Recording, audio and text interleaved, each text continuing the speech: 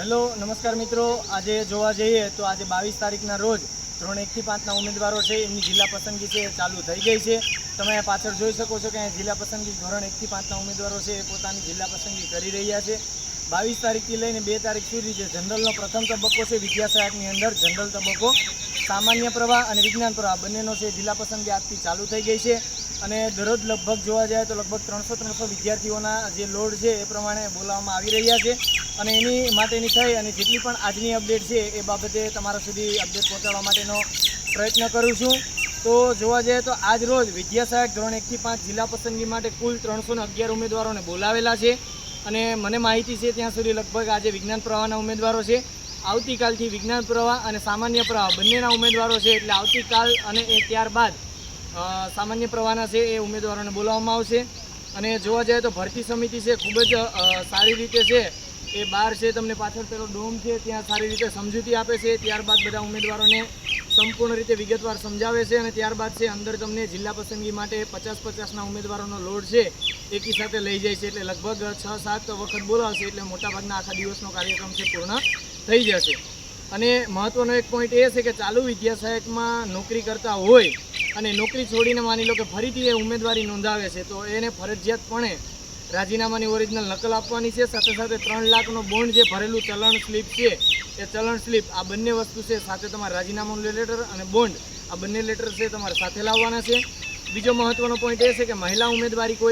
ઉમેદવાર કોઈ છે અને માની લો કે એને કોઈ મેડિકલ ઇસ્યુ છે, માની લો કે પ્રસૂતિને લઈને ડિલિવરીને લઈને અથવા કોઈ મહિનાઓને લઈને કંઈ માની લો કે ઇસ્યુ છે તો તમારે મેડિકલ રિપોર્ટ અને તમે માની લો કે તમારા હસબન્ડ અથવા તમારા ભાઈ કે પપ્પા કોઈ જે તે વ્યક્તિ માની લો જિલ્લા પસંદગી માટે આવવાના હોય તો એ વ્યક્તિનો આધાર કાર્ડ એટલે મેડિકલ રિપોર્ટ અને આધાર કાર્ડ આ બંને લઈ અને તમે ભરતી સમિતિમાં સેક્ટર 20 ખાતે તમે આવશો તો તમારું એ રીતે તમને સુવિધા પૂરી પાડી દેશે। પછી જોવા જઈએ તો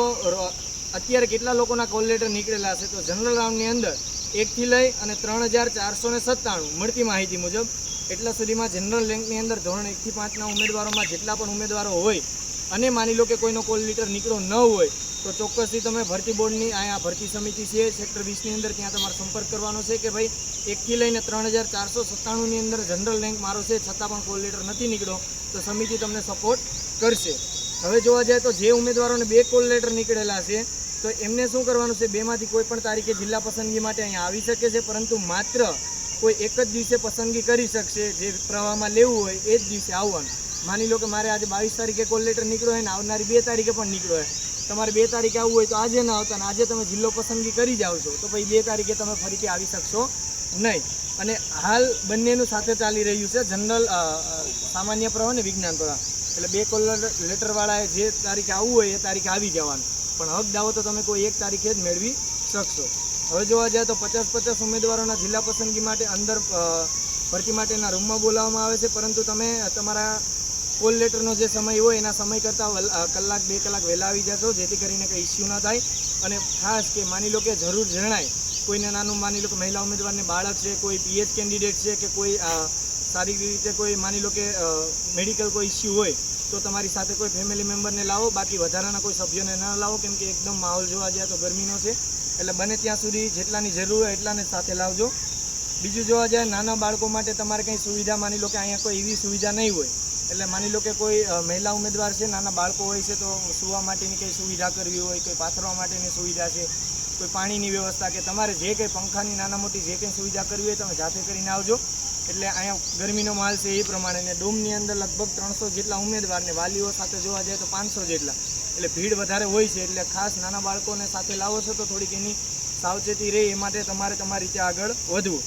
1 થી 5ના ઉમેદવારો માટે એક લિંક છે અલગથી પોર્ટલ ઉપર મુકાઈ ગઈ છે, જીવાયસી પ્લેટફોર્મ પર મુકાઈ ગઈ છે, ત્યાં તમે રિફ્રેશ મારી અને તમે જોતા રહ્યો છો કે કયા જિલ્લામાં કેટલી જગ્યાઓ પેક થઈ છે તો એક લિંક વખત એ લિંક આપણે નીચે કોમેન્ટ બોક્સમાં મૂકી દઈશું, ત્યાંથી તમે જોતા રહેજો કેટલા જિલ્લાની અંદર જગ્યાઓ પેક થતી જાય છે।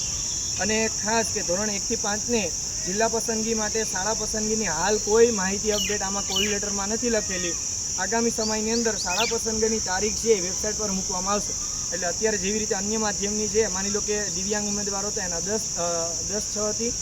અન્ય માધ્યમના હતા એની 12/6થી એવી રીતે 1 થી 5ના ઉમેદવારોને શાળા પસંદગી માટેની કોઈ તારીખ હાલ નથી આપવામાં આવી રહી પરંતુ આગામી દિવસોમાં છે વિભાગ તરફથી પોર્ટલ ઉપર મૂકવામાં આવશે। અને જોવા જાય તો એક વિજ્ઞાન પ્રવાહ માટે ખાસ ગુડ ન્યૂઝ એવા છે કે ભાઈ જેટલા પણ વિજ્ઞાન પ્રવાહના ઉમેદવારો હશે મોટાભાગના ઉમેદવારોને લાગવાના ચાન્સ વધુમાં વધુ છે, કેમ કે 498 જેટલી વિજ્ઞાન પ્રવાહની જગ્યા છે તેની સામે કેન્ડિડેટો પૂરતા એટલા મળતા નથી. એટલે સારા ન્યૂઝ છે કે વિજ્ઞાન પ્રવાહના મોટાભાગના ઉમેદવારો લાગી શકવાની સંભાવના છે.